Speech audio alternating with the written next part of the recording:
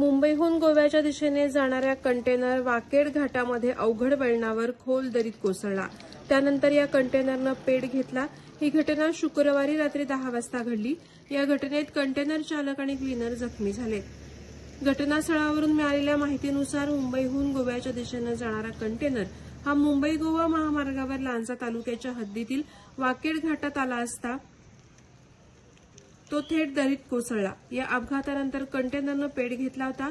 Container चालक आणि cleaner दोघेही जखमी झाले। त्यांना दरीतून बाहेर काढण्यात आलं। घटनास्थळी पोलीस दाखल झाले होते। प्रहार डिजिटलसाठी संतोष कोत्रे, लांजा।